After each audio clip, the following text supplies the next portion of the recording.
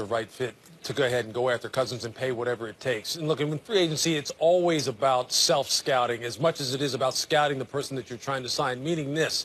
You have to set players up in order for them to succeed. There very rarely are transcendent players in free agency, meaning guys who can excel in spite of whatever circumstances they're going into. It's all about the setup. It's all about the relationships. And if the Jets feel as though philosophically as an organization that Kirk Cousins is the kind of guy that they want in their organization, and from a football character perspective, philosophically, he's the kind of guy that matches up with the kind of system that they want to run. There's a reason why they promoted Jeremy Bates to offensive coordinator. He's a West Coast disciple. He's a Mike Shanahan disciple. He's worked under John Gruden. This is the kind of offense Kirk has excelled in. So obviously there is a match there. And then most importantly, it's about the relationships. We've seen it happen throughout the past year about how important relationships are between play caller, offensive coordinator, head coach, and quarterback, and how it can change the fortunes of an individual player and a franchise. Just look at Jared Goff. We've talked about it how many times on ESPN channels, how important it was for Jared Goff to get out from underneath Jeff Fisher and get to someone who he could really relate to and take his game to the next level. And the other guy we're talking about, Nick Foles. Look, you see what the relationship was like between him and Doug Peterson and why he had that performance in the stretch run of the playoffs. If the Jets feel they have all those things in place, then yeah, go ahead and spend whatever it takes to get them. You're the one who has to set expectations. You're the one who has to set what is the standard as far as performance value relative to the cost it's going to take to get this player. And if you're comfortable with it and you're setting him up for success, then go ahead and sign him. They have some work to do. There's no question about it. They need a #1 wide receiver. They need to stay run-centric in the run game as far as offensive philosophy. They need to continue to build out the defense and make sure they can play complementary football for Kirk, because he's going to get paid an amount of money that it's going to make a lot of people go, he's not worth that kind of money. But, you know, it's really not about worth. It's about what you think he can bring to your football team. So, hey, I'm all for it if they set him up for success. But do not shortchange the information gathering process that needs to happen before you sign somebody like this and you sign any free agent. I've been through this kind of thing. I've been through this kind of thing numerous times when I was with Philadelphia, when I was with Washington. And if you take a haphazard approach to free agency, you're setting yourself up for failure, and you don't want to do that. The Jets fans don't want to have that happen again. Go ahead, Max.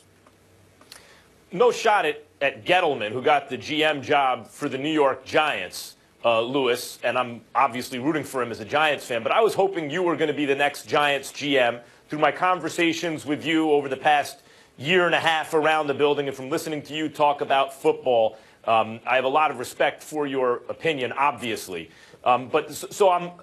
So here's my point of view, and if it sounds like I'm coming at you, good. I want to hear what you have to say. All right, bring it. I understand if you're a quarterback away, paying whatever it takes if you say, wait, that's the quarterback.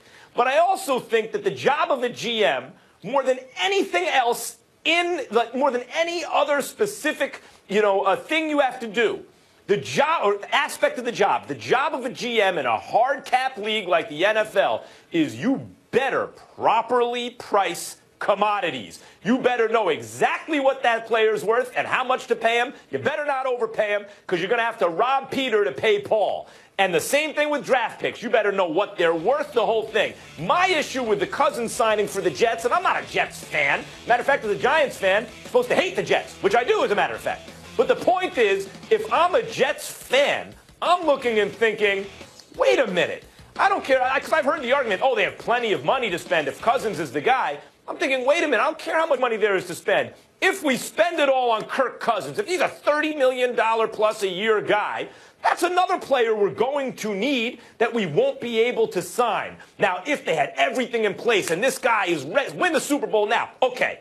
But I don't see that with this franchise, and I don't see how the Jets can think we're going to do anything it takes to sign Kirk Cousins, a good but not great quarterback. Well, contrary to popular belief, I'll say this. You can do both at the same time. You can sign the franchise quarterback and still build out the rest of the roster and still be successful in the short term. It doesn't necessarily have to be you have to do one and then you have to do the other, and you can't do them simultaneously. And look, when you say if you sign Kirk Cousins to $30 million a year plus on average, which we don't know if that's going to be the price, first of all. I don't think it's going to be that high. Maybe it is. Let's just say it is anyway. The only way that, there are different vehicles to building a football team. It's not just about buying high-priced commodities that you can't buy if you go ahead and put this money into Kirk Cousins. There's all kinds of ways in which to acquire players, and the most important part of all about this whole thing is, what are you doing with them once you get them? Look, there's a football team up not very far from here that takes a very economically driven approach to building football teams. And I know everybody's going to say, well, Tom Brady's a great equalizer. Tom Brady can't play all 22 positions. Yep. So there is a method to doing this kind of thing that you can do it all at the same time. I know it's the Jets, right? They get no benefit of the doubt. And with Kirk Cousins, he's a lightning rod right now. Should you pay him $30 million a year? Should he get $3 million a year? Some people fall on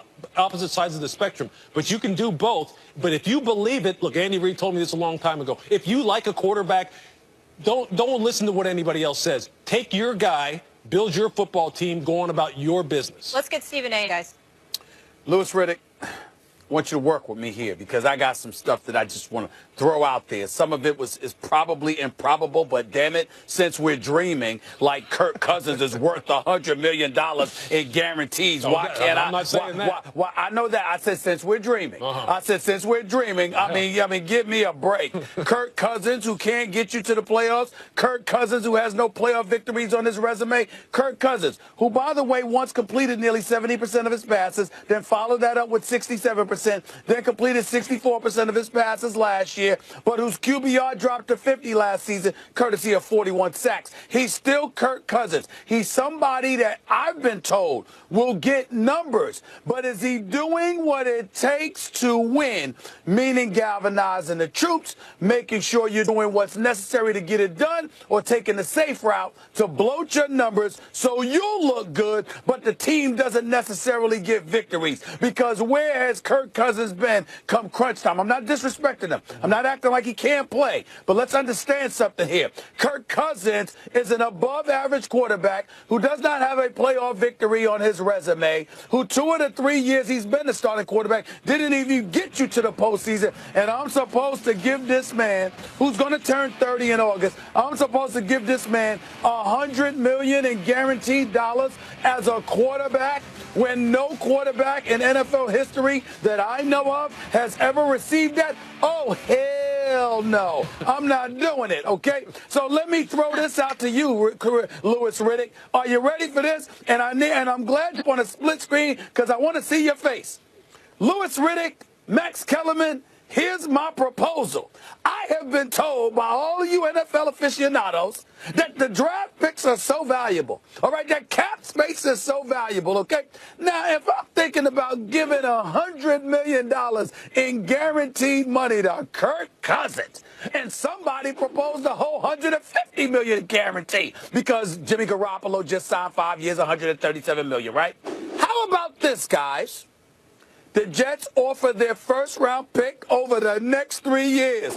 And, damn it, a third-round pick, too, to Green Bay for that bad man that is Aaron Rodgers. How about that? How about Aaron Rodgers, the greatest talent at the quarterback position I have ever seen with my eyes in the New York market, and I'll give up a first, I'll give up a third over the next 2 to 3 years, and oh, by the way, which player do you want to? I'll throw in one of those for Aaron Rodgers. How about that, Louis Riddick? What are you talking about? How about that, Louis Riddick? How about the 34-year-old Aaron Rodgers? How about that, Louis Riddick? Talk to me about that. Come on now. Come on now. We can't give up our first-round picks for 3 years and a couple thirds, would you say? Maybe for Aaron Rodgers? Yeah, you can't do for Aaron Rodgers? But hey, I like him.